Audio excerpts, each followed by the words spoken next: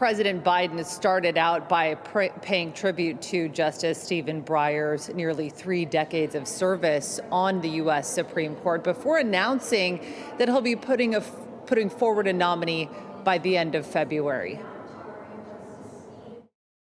Our process is going to be rigorous. I will select a nominee worthy of Justice Breyer's legacy of excellence and decency.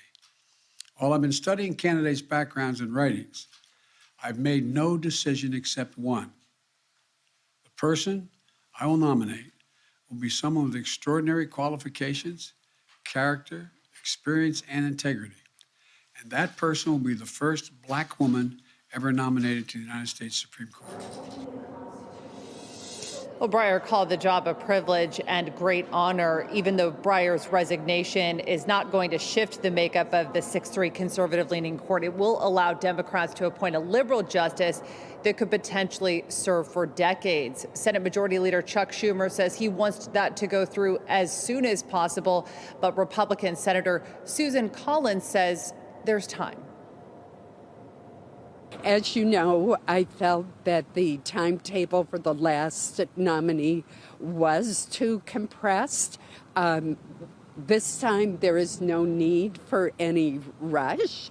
We can take our time, have hearings, go through the process, which is a very important one. It is a lifetime appointment, after all. Well, Bob and Heather, Judge Ketanji Brown Jackson is seen as one of the front runners for the job. She already passed a Senate nomination process in 2021 from U.S. District Court to the Court of Appeals with a 53-44 vote. 3 Republicans, including Senator Collins and Lindsey Graham, voted to approve her. But we've also heard all that chatter that around Vice President Kamala Harris as a potential nominee, meaning as a tie-breaking vote in the Senate, she could actually end up voting for herself. Yeah, that's theoretically if it's possible. I guess that's what we're going to have to find out, assuming no Republicans came on the other side. Right. Okay, Kimberly Ducard, thank you very much. Here with more Republican Tennessee Senator Marsha Blackburn, should say U.S. Senator from Tennessee, Marsha Blackburn. Senator, thank you for joining us. You know, in recent years, some of these nominations have turned into a spectacle. And I was curious what you expect to come with this nomination.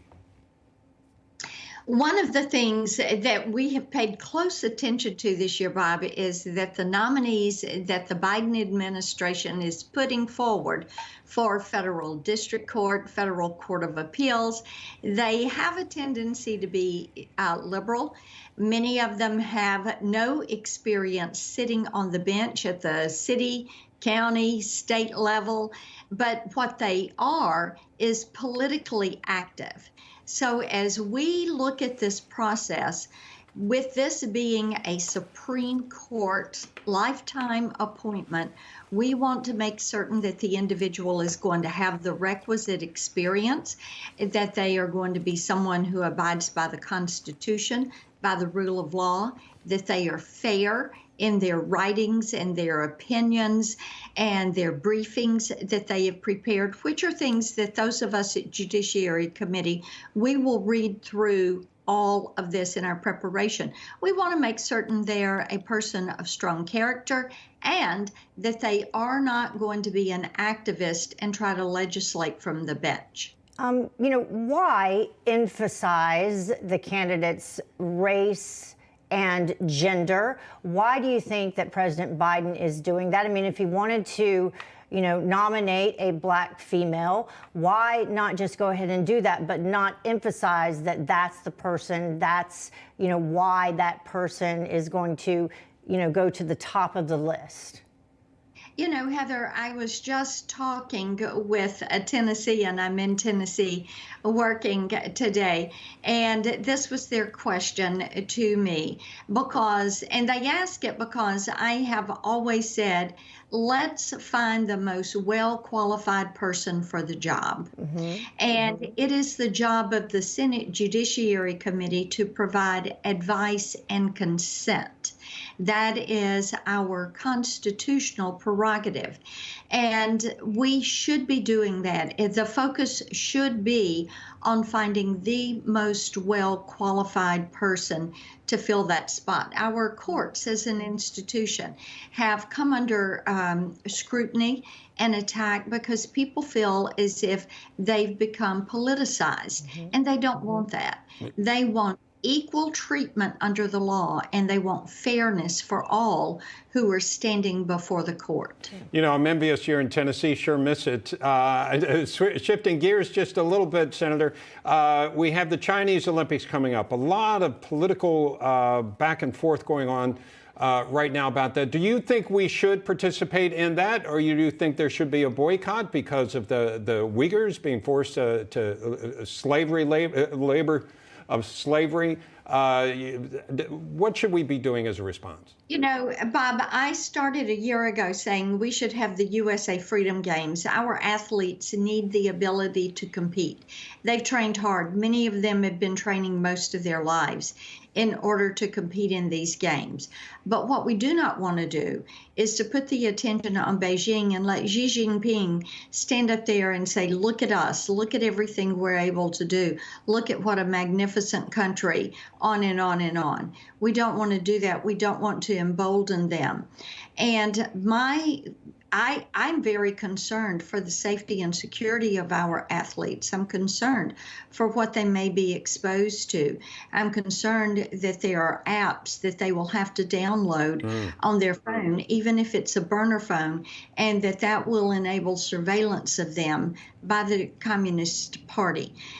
These are all things that we should all be very concerned about. You know, if the Chinese Communist Party can disappear, Peng Shui, who is a tennis player, and we're not hearing from her, we don't know where she has gone to. If they can say we're going to invoke extreme censorship on the internet, and you're going to have to submit your writing to the Chinese Communist Party for approval before you can post it. Right. This is something that we shouldn't be involved in. Quickly before we run out of time, do the Biden's business dealings with China concern you at all? There's this new book that has come out. We're learning that the Bidens made more than $31 million from their businesses or their business dealings in China. According to this book, Peter Schweitzer is the author of it. Some of these financial relationships do remain intact, according to him. Do you think that this is okay? Does this concern you at all? Of course, it concerns me. It should concern all Americans. When you look at the new axis of evil, which is Russia, China, Iran, and North Korea, and you look at how they, as a group and individually, want to overthrow the U.S., remove us as a global superpower. The Chinese want to be globally dominant by the time we get to the midpoint of the century. We should all be very concerned that in question these business dealings. Joe Biden should be very hard on China.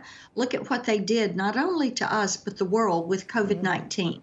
We still don't know the origins of that. Look at what they're carrying out, a genocide on the Uyghur Muslim population, what they've done to the Hong Kong freedom fighters, the Tibetans, the Mongolians. These are things that we should say no until you begin to act like a member of the community of nations. No, we are not going to allow you to participate. All right. Thank you very much, Senator Marsha Blackburn. Appreciate you joining us. Thank you. Thank you.